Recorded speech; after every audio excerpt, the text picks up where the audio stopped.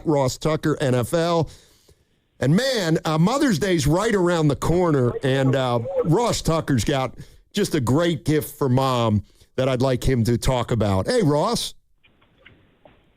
Steiny Guru, what's up? What up, this baby? Is unique, Steiny. I know. Because it's rare that I actually know the person's mom. I know your mom. Yeah. And your mom knows my mom, and your mom told my mom that you still haven't gotten one of these for her yet. All right. Can I tell you the God's honest truth? I once did one of these for my partner. I wrote my own story about her and then made it look like a newspaper. It was a long time ago when we were in love. I love that you have the same idea, but it's by far the best Mother's Day gift I've ever heard of. My buddy started the company. It's called myfrontpagestory.com. You literally just fill out an email in 2 minutes, or you can talk to a writer while you're driving home from work for 5-10 minutes. Tell them how amazing your mom is, or your wife, or your grandma, or whatever. They write this incredible story. It makes it look like it's on the cover of the newspaper, framed, beautiful pictures. The key is, when they're opening it up, just to be able to say, I wanted something special for you, so I had a story written about you. That's like the coolest thing you could ever say to someone when they're opening it. Like, wait, what? You had a story written about me? What do you mean? Then they can't wait to actually read it. It's myfrontpagestory.com. And I really appreciate Steiny. I know we were texting earlier. Steiny is so convinced that this will be the best Mother's Day gift you've ever given your mom or your wife that he has offered a money-back guarantee, which I think is so generous of you, Steiny. You Absolutely. can find him on social media. myfrontpagestory.com, myfrontpagestory.com. All right. My man Ross, I got it. I'm going to use it. We got to, Guru, well, go ahead. You ask him, Guru, because you wanted to start it like this. Well, Ross, you probably know I'm weird and I'm different, but every time I watch the draft, which is Christmas, the NFL draft for football fans and the other sports, I always just think about, man, I played ball in high school. What if I got drafted and that was my dad and mom and my family in the crowd? You know, Ross, and of course I asked that to Steiny and he said, no, I never had the thought. That's fine. But walk us through your experience on draft day, how it went for you. Did you see everything that was coming? Just walk us through that for you. Well, I had a very unique experience because I was a bottom of the barrel prospect to the point where I knew I wasn't going to get drafted. And in fact, my agent told me it was 50-50 whether I would even get signed.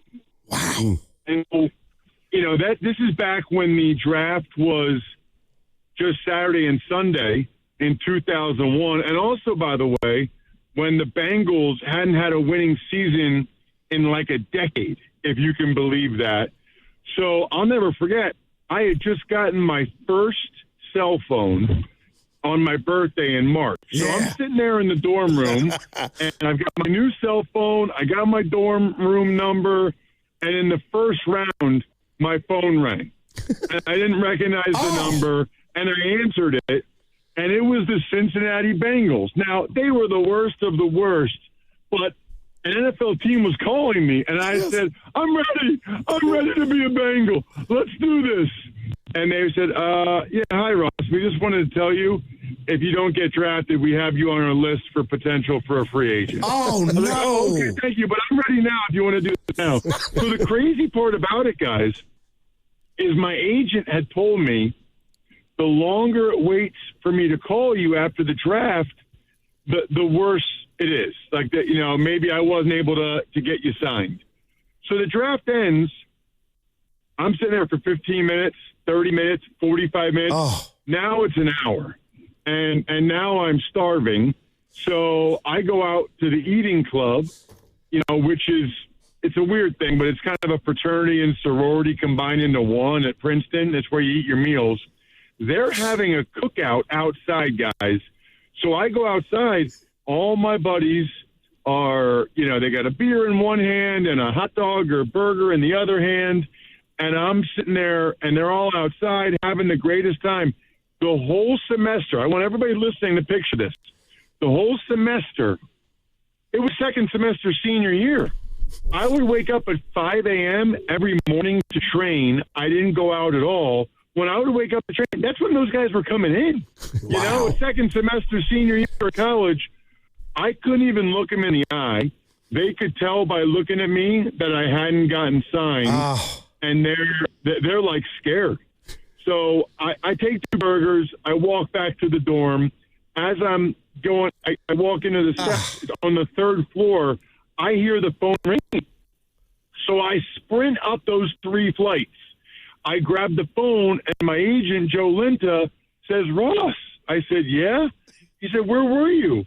I said, well, you told me the longer it took to call, the worse news it was. So I figured I wasn't getting signed and I was starving. He said, well, congratulations. You're the newest member of the Washington Redskins. My man. And I said, thank you so much. I immediately, guys, sprinted back out to the eating club. Let's go. I bust open the double doors to the courtyard, and my buddies look at me, and I just say, Redskins! And they come over, and we all start jumping up and down, and it's like a top 10 memory to jump up and down with my 5 roommates and buddies. It was so I was just that happy just to be getting a chance.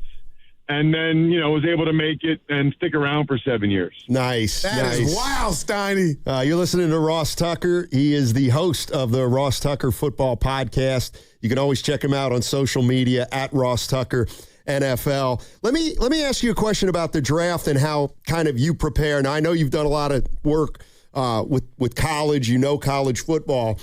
But, like, I wonder, do you know mostly about the 32 NFL teams and, you know, what they may be looking for?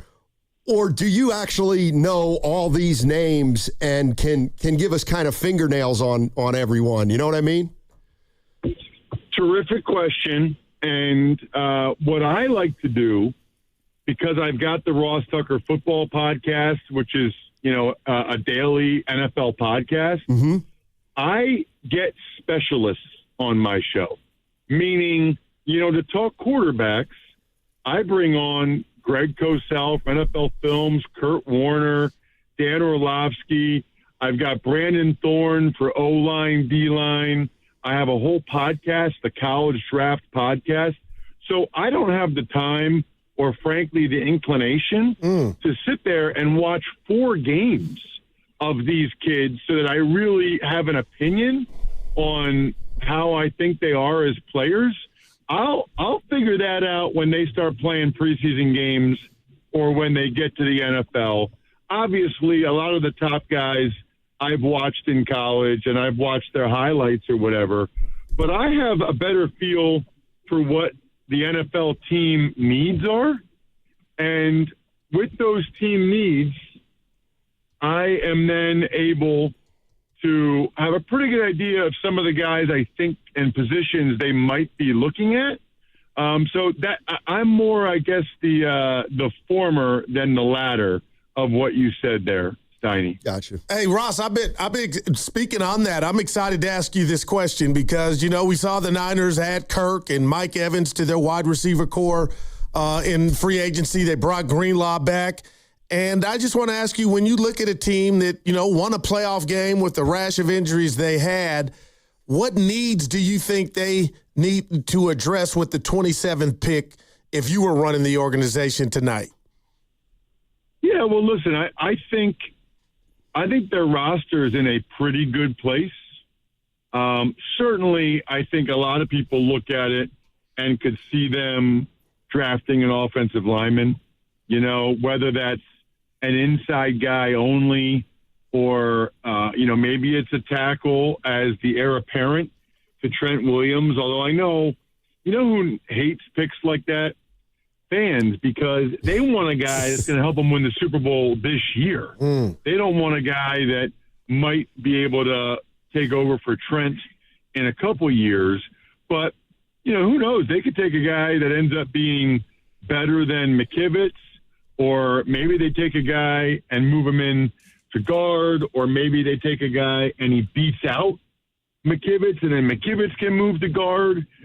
Because the reality is, you kind of got to look at it like your guys are not going to all stay healthy. You know, you got to look at it like you're going to lose one or two during the year. So I do think certainly offensive line is a distinct possibility. You know, with the injuries that Bosa and Trent Williams are coming off of, it wouldn't surprise me at all. You know what? It's funny.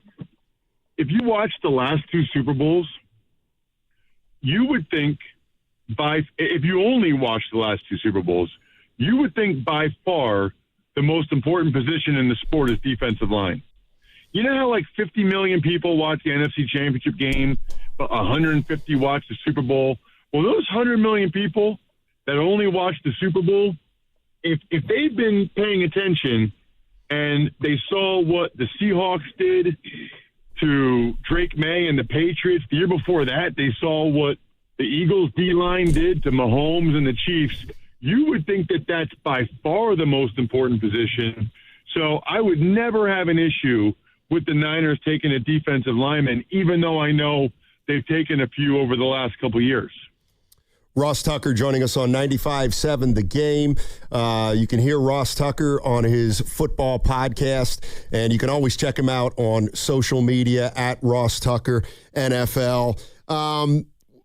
John Lynch said that he doesn't think that the 49ers have any glaring holes where they have to go in a certain direction with the 27th pick. So it sounds like he's obviously going to utilize the best player available. What is, to your way of thinking, like the deepest position in this draft in the first round, where the most prospects play on the field? Well, so what's fascinating about that is I would say it's offensive linemen, and I would not be surprised if 9, maybe even 10 offensive linemen go in the first round. What's kind of wild about that, though, is that there's supposedly a pretty big drop-off after that. And so if you want an offensive lineman that you really feel good about, you almost need to take him in the first round, because by the time you're picking later on, you know, in the second round, especially where the Niners are picking, you know, at whatever it is, 58 overall, there's probably not going to be another guy there that you feel really good about, you know, being able to be starter caliber. So I think for the first round, I would say O-line. And I do think there's a decent amount of edge rushers as well. But then after that, there's a pretty decent drop-off on the offensive line.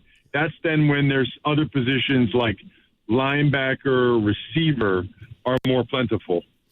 You're listening to 95.7 The Game, KGMZ FM and HD1 San Francisco on Odyssey Sports Station. Ross, you played the game, and I made the point with Steiny and the fans earlier that if Mac Jones was not in town, the Niners season could have went left, and that means no playoffs, but he was stellar. A lot of people loved what they saw, and he was a godsend that gave them a chance and kept their season going. I wouldn't take a third-round pick for him. I wouldn't trade him. What would you do with Mac Jones if somebody called like the Steelers or any other team? Because I just want to be, tell Kyle and John, be cautious, because this dude was the best Geico, the best insurance you had. What would you do with Mac Jones? Is there something that you would give him up for? Well, yeah. I mean, if someone offered me a first-round pick, as much as I like Mac Jones, I would take it. I agree with you. I would not take a third-round pick. Third-round picks, a lot of times those guys don't even become starters. And there's a decent chance he gets decent money, like Malik Willis did this offseason. Yeah. And then you get a really high compensatory pick down the line anyway if he leaves in free agency after this year. So the question is really a second-round pick or, a third and something else. That's where it actually gets interesting. That's where the conversation is. And I think, those guys, as valuable as that would be, what are the odds of what's going to be more valuable? Because if you look at this roster, I don't think there's that many more years with this core group of guys. Meaning, Trent Williams, obviously he's like 39, Mike Evans, Brendel, Kittle, McCaffrey. There's not that much time left with this group. And so I guess you could look at that two ways. You could look at it and say, we got to do whatever it takes to maximize this year. Or you could say, you know what, we got to start to replenish the ranks for future years. And you can make that argument either way. Either one of those is totally fine argument. But I think because of that, I would lean towards hanging on to Mac Jones. I mean, Mac Jones is the reason why you had a season last year. Yeah, no doubt about it. Hey, Ross, what do you got going tonight? What kind of duties you have? I have an amazing duty. It's a watch party at a pizza shop and brewery here in Pennsylvania. Uh-oh. They said, hey, do you want to come over and do a watch party? I said, wait a minute. Does that mean I get paid money to eat pizza, drink beer, and watch the draft with people? They said yes. I said, okay, yes, I do want to do that. Yes. Nice. I will do that. And are we talking Harrisburg? Watch party, which is amazing. In Harrisburg? Yes, it's on the West Shore in Harrisburg. Nice. Ross, I got to sneak this in before you go. I got your personal number. I almost want to call you and ask you, but I'm going to do it now. I'm not perfect, Ross. I mind my own business. But I'm telling you, I am fixated on this Diana Rossini, who I'm a big fan of, in Mike Vrabel's situation. I'm not being nosy. But when the news broke last night that Mike Vrabel won't be around for Saturday's draft day for the team, and he's going to counseling, can you, as quick as you can, just share with us how you process that? Because I'm like, what type of counseling? Or am I being too nosy asking that? Too nosy asking that is definitely the answer. And I applaud and support anyone that ever wants to go to counseling for any reason. So kudos to Mike for that part of it. I guess I find the timing of it unique, and I guess some new pictures just came out. Yeah. I get that were from 6 years ago. So maybe this is somewhat PR involved to kind of get ahead of that. I guess someone that's a lot more knowledgeable about these areas than me would have to explain why he would start the counseling Saturday and not Sunday. You know, that Saturday, I think they have 8 picks on Saturday. So I can't pretend to understand the timing of it. But I do understand why he's doing it. Yeah. Hey, Ross, man, have fun tonight. Take it easy. Thank you so much for joining us, and hopefully we'll talk soon, my man. Sounds great. See you guys. MyFrontPageStory.com. Thank you, Steiny. Yes, sir.